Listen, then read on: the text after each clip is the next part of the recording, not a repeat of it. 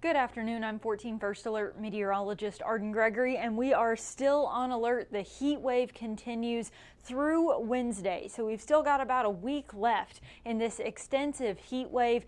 So heat index values will still be well into the triple digits through the next few days, but there is light at the end of the tunnel. Check out the 7-day forecast here. Mid-90s now all the way through Wednesday, but then Thursday we finally see that drop back to normal. So to be clear, it's still not going to be refreshing. It'll be just typical late July, early August heat instead of this unseasonably hot and humid weather that we've been dealing with for some time now and will continue to deal with for another week or so. Here's a look at heat alerts across the nation. There are heat advisories stretching from Maine all the way to Texas, and we're caught in the middle of that. The entire tri-state is under a heat advisory with an extreme heat warning just off to our west. So it is dangerously hot out there and will continue to be through the next few days. We did have some very isolated showers pop up earlier this morning, then they kind of tapered off and then started to pick back up again. It's been very spotty and very kind of cyclical there. We've got one very small shower in Gallatin County just north of Ridgeway. Then we've got a couple more showers stretching through Vanderburgh County along I-69 and into northwest Warwick County. The rest of the tri-state is dry and mostly sunny, and this is going to be the trend through the rest of the afternoon. Maybe a quick shower somewhere, but most of us stay dry, and any rain we do see will then taper back off as the sun sets tonight. Tomorrow, mostly sunny, and again, I can't rule out a stray shower popping up in the heat of the afternoon, but that should then clear back out as we get into Friday night. Saturday is our better chance of rain. It'll still be mostly sunny in the morning. Then as we get into Saturday afternoon, it turns partly cloudy and a few scattered showers or even a brief thunderstorm may be possible, but even that is still pretty spotty. So some of us may get a little bit of relief from the heat if you get caught under a shower on Saturday, but many of us will still stay dry and as a result, very hot. The temperatures are really the story this week. Sitting in the low 90s in most locations. You can see Evansville, that thermometer is at the airport. It just rained at the airport, so sitting at 86 right now. That's what I'm talking about with that very isolated shower bringing some momentary and very localized relief from this heat. But for most of us, we're sitting in the low to mid 90s right now, and when you factor in the humidity, it feels like we're in the triple digits. A heat index right now of 106 in Owensboro, 109 in Henderson. And again, that's because of the humidity. Look at these dew points ranging anywhere from the mid to upper 70s to low 80s. A dew point of 80 is crazy. That is so humid. We are just maxing out the muggy meter here. This is stifling air you can wear kind of humidity, and that paired with temperatures in the 90s is just making it miserable. But in addition to being miserable, it's actually dangerous. So keep that in mind if you're going to be out and about in this heat this afternoon and evening. We'll tack on a couple more degrees this afternoon. Most of us are going to top out somewhere in the low to mid 90s, and then we'll gradually fall back through the 90s and into the 80s this evening. Those heat index values will be in the triple digits though through this afternoon all the way up until sunset, and even then it'll probably feel like you're in the 90s till 10-11 o'clock tonight. So very warm and muggy.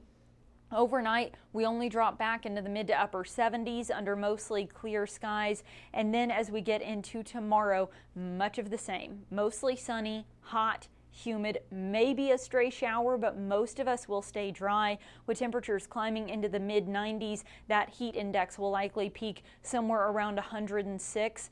We may see a little bit of relief on Saturday if you get caught in some of that rain, but it would be momentary if we get any relief at all. We climb right back into the heat index of 108 to 110 then as we get into early next week. And anything at or over 105 is considered that danger zone. So 105 is kind of the breakover where at that point, sunstroke, heat cramps, and heat exhaustion all become likely, and heat stroke, which can be fatal, is even possible. So please just take care of yourself, drink lots of water, and stay cool.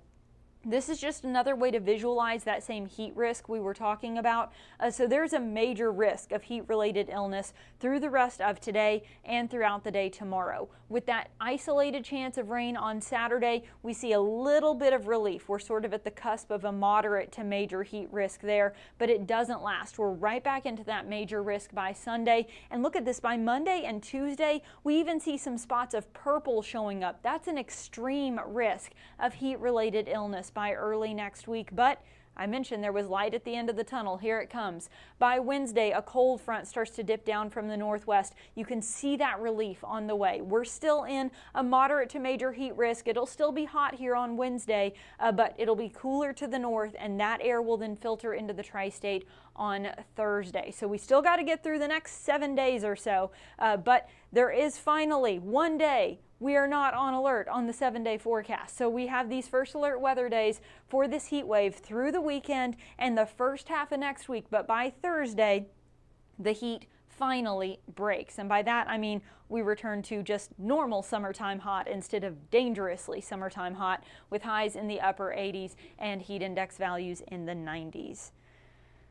All right, let's see if we have any questions. Jeanette says she's staying indoors. As long as you have air conditioning, that's a good idea, Jeanette. Laura, thank you for always watching from Dawson Springs.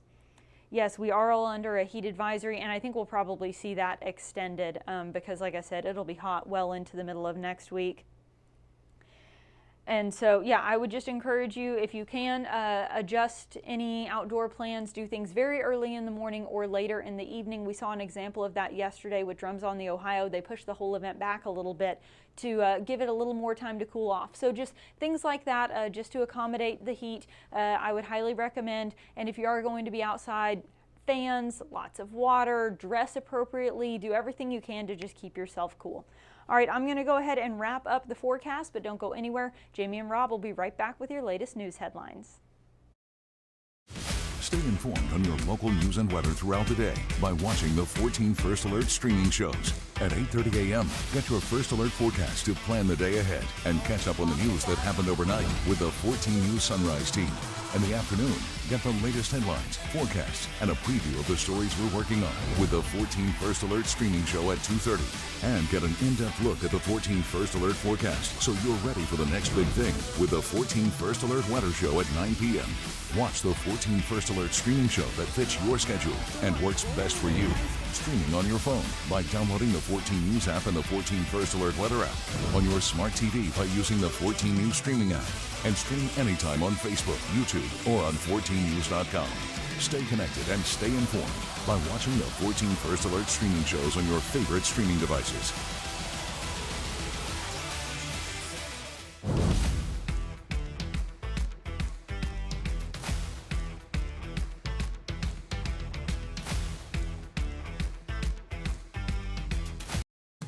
Live from 14 News, this is a 14 Digital News Desk update.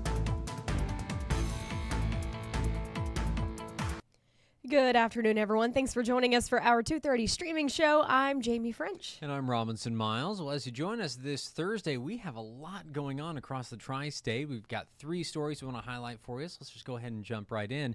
Now, we start with some important news for pet owners in Vanderburgh County. Starting this weekend, the VCA All Pet Emergency Center is going to be operating under reduced hours. Now, they say this is a result of an ongoing veterinary staff shortage. So the center will now be closed Monday and Tuesday and have shortened hours on other days. Now, officials with the Vanderburgh Humane Society say that pets will die without emergency care.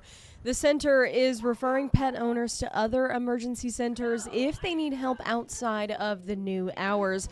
The closest centers are in Louisville and Clarksville, so not very close by. Our Emma Beck met with officials to take a closer look at the issue. Of course, she's got more details for you tonight on 14 News.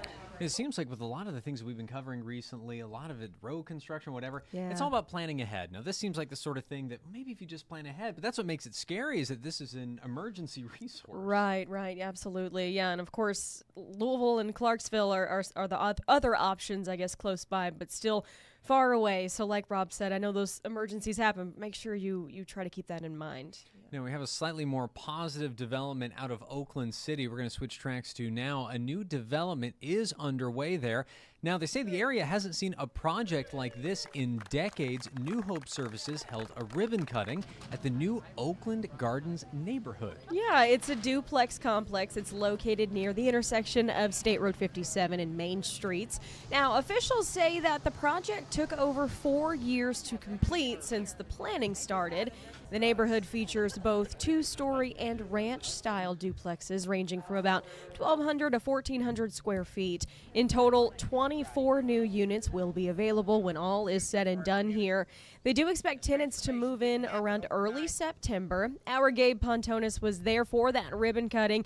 He's going to have more later tonight on 14 News. Of course, all the details you need to know. But that is awesome. I mean, Oakland City, like we said, hasn't seen any sort of new development like this in quite some time. So much needed. Now, I fully understand there's a lot of variables to something like this, Yeah. but I like the idea of, okay, we're growing. Places are going well. That means Yeah, good. yeah. And I know there's far more complicated than that, reducing it a bit too much, but it always makes me feel good Yeah. when it Good to seems see. as though, right, more people can move there. There's a demand. Love all It's great. that. So for our last headline we're going to hit for you guys today, a little bit more fun. We are doubling back. The music continues tonight in Henderson. The Sandy Lee Watkins Songwriters Festival resumes tonight. Now, of course, that is 4 nights of acoustic performances by both local artists and some of Nashville's award-winning singers and songwriters. Yeah, people have the chance to get up close and personal with these folks. Hear the stories about how their favorite songs were written. I think that is a very cool aspect of this. Of course, the festival will run through Saturday, so you've got a few more nights of fun there at Rookies and at the Elm. Very cool event. No, it's one of those we're looking forward. We fully plan to have a member of our 14 News team out there tonight, getting a look at everything. But that is always so scary to say at 2:30 in the Right. afternoon. That's the plan. Any number of things could happen, but Yeah. we like to think that we'll be out there tonight. Yeah. Hard to plan ahead in what we I do. know. So fingers crossed we can get somebody there to get you a look at how that's going to go tonight. I know this year they've got some big names performing, so hopefully someone from our crew can make it out there and give you a look at that. True. If you see him out there, just know everything's going well and everyone's happy There's at no the breaking news. station. Give him a pat on the back. Everything's going wonderfully. Well, Absolutely. thank you so much for carving a little bit of time out of your afternoon to hang out with us. Of course, as Jamie mentioned, we got a lot more stories and a lot more details and everything we already shared ahead tonight at 14 News at 4, 5, and 6, and then later on this evening at 10. All right, that'll wrap things up this afternoon. Thanks for watching. Have a great day.